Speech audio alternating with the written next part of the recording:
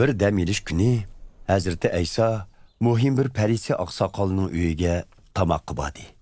Ba'zilar uni tutish qo'yida, uning so'z harakatlarini ko'zlayotdi. U yerda suluq ishq kesili giribtor bo'lgan bir odam bor edi.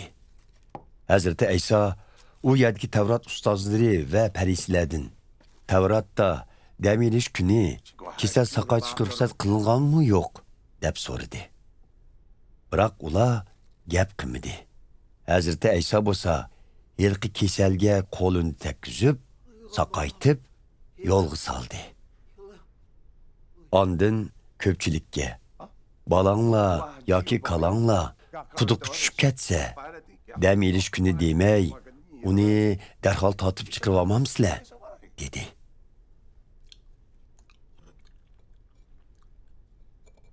Biroq hech kim Hazreti Aysoning bu savoliga javob berolmadi. Ba'zi mehmonlarning to'r talishayotganligiga diqqat qilgan Hazreti Ayso ko'pchilikka tamsil bilan undaq dedi. Taklif bilan to'y ziyofatiga qatnashgan vaqtingizda to'rga chiqib olmang. Sizdinmi hurmatli bir mehmon chaqirgan bo'lishi mumkin. U chaqda sahibxona sizga bu yoqqa o'rin bergaysiz deb qolsa, intoyin xijolatchilikda pagoqqa tushishga majbur bo'lasiz. Lekin siz taklifga binoan kelib, pagoqda o'tirgan vaqtingizda sahibxona sizga "Do'stim, yuqoriga chiqing" desa, mehmonlarning oldida obro'yingiz bo'ladi. Chunki Xudo o'zini ustun tutganni to'van qiladi. O'zini to'van tutganni ustun qiladi. Hazreti Ayso o'zini mehmonga chaqirgan sahibxonaga mundaq dedi. Mehmon chaqirganingizda do'st birodar, qarindosh, urug' tuqqan yoki boy qo'lim qo'shniningizni chaqirmang. Undaqda ularning sizni chaqirib, odamgarchiligingizni qaytarib yetishiga to'g'ri keladi. Shuning uchun ziyofat demoqchi bo'lsangiz, g'erib g'urva, meyib naka, oqsoq cho'loq, ko'r amalarni chaqiring. Buning bilan baxtli bo'lasiz. Chunki u kishilarning yaxshiligingizni qaytarish iqtidori yo'q. Lekin Xudo haqqoniy kishilarni qayta tirildiganda bu yaxshiligingizni o'zi qaytaradi.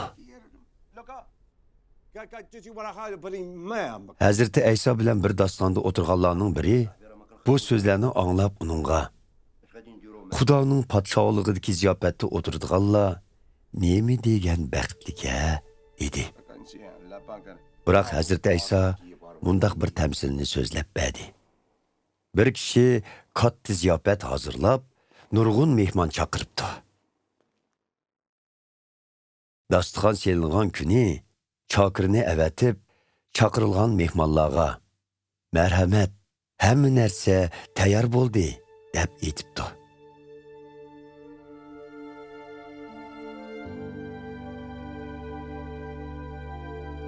Biroq mehmonlar bormaslikqa bir-birlab bahona ko'rsatibdi. Birinchisi, men yeli bir parcha yas yetib olgan edim. Berib ko'rib kelmasam bo'lmaydi, kechiring, bora olmayman debdi. Yana biri, men 10 o'ks yetib oldim. Hozir berib ko'zdan kechirib kelishim kerak. Kechirgaysiz, ziyofatga daxil bo'lamaydigan bo'ldim debdi.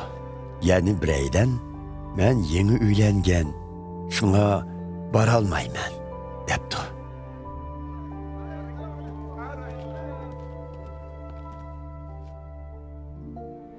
Chaqar qaytib kelib, hamma ahvolni xo'jayiniga ma'lum qildi. Xo'jayin g'azablangan holda Chaqirga darhol shaharning cho'ng kichik ko'chalariga kirib, g'erib g'urva, meyib naka, ko'r ama, oqsoq cho'loqlarni yig'ib kel, debdi. Uzun o'tmay Chaqar qaytib kelib, xo'jayin, buyrug'ingizni ado qildim. Yana bir muncha bo'sh o'rin bor, debdi.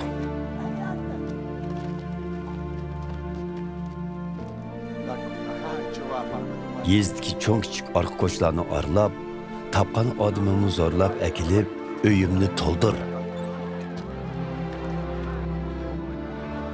Chunki boshda chaqirilgan odamlarning hech qaysisini dasturxonimda o'tog'izmayman, debdi xo'jayin uningga.